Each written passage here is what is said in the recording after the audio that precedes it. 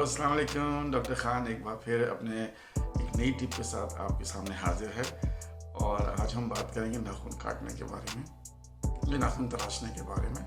जैसे कि मैंने पिछली वीडियो में आपसे कहा था कि कोई वीडियो बनाऊंगा मैं ताकि आपको गाइड कर सकूं और टिप्स दे सकूं कि नाखून को तराशते वक्त किन बातों का ख्याल रखना है। तो हम उसी बारे में आज बात करेंगे।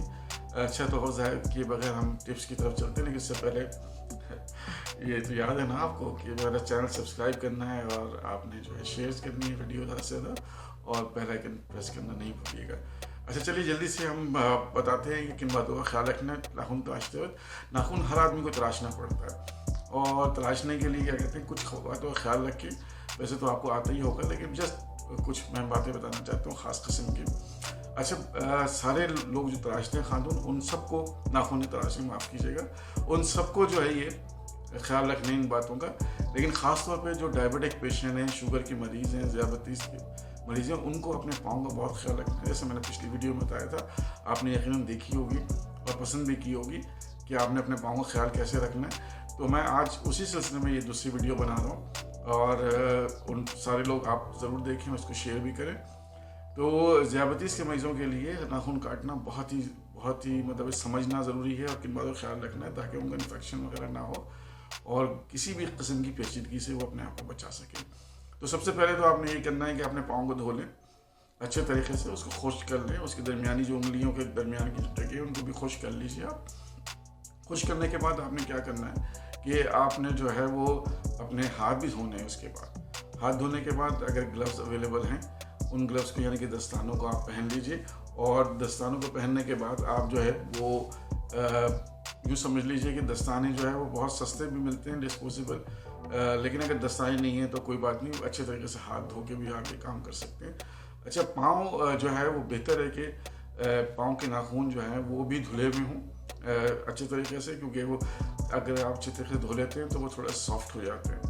अच्छा आपने जो है वो आप क्या करना है, आपने जो है वो कोई भी अच्छा तेज़ धार वाला नाखून तराशने वाला जिसे हम नेल कटर कहते हैं वो ले सकते हैं। क्लिपर होता है, निपर्स होते हैं, ये सारी चीज़ें अवेलेबल हैं मार्केट में जो आप ख़रीद सकते हैं और इसमें से कुछ भी इस्तेमाल कर सकते हैं। अच्छा जब आपने निपर को पकड़ना है तो आपका जो गालिब हाथ है, यानी कि जहाँ से आप रोज़मर्रा काम करते हैं, इस्तेमाल करते हैं, उससे आपने उसको पकड़ना है और दूसरे हाथ से अपने पाँव को आपने मुस्तहकम करना है और कोई भी एक उंगली इस्तेमाल करनी है जो कि पाँव की उंगली को मुस्तहकम कर सके, यानी कि स्टेबल कर सके।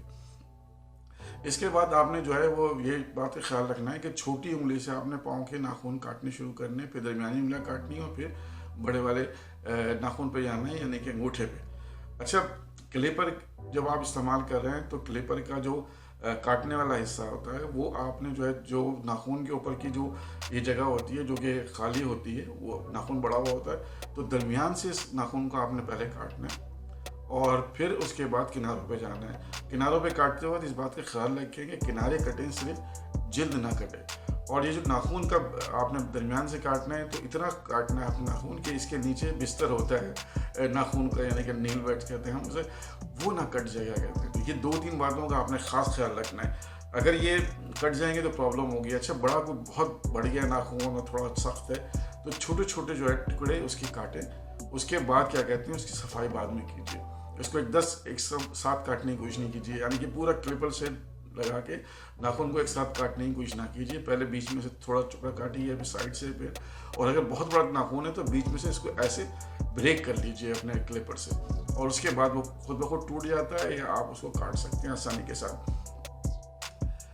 आखिर में आपने क्या करना है कि आपने जो है वो अच्छा जब आप क्लिपर इस्तेमाल कर रहे हैं, एक और बात बता दूं मैं आपको, तो क्लिपर का इस तरह से कर्व शेप बना हुआ होता है और आप काटते वक्त जो है वो इंडेक्स फिंगर जो है वो रख सकते हैं उस क्लिपर के शैलो शेप में, यानी कि जो बना होता है इस तरह से कर्व।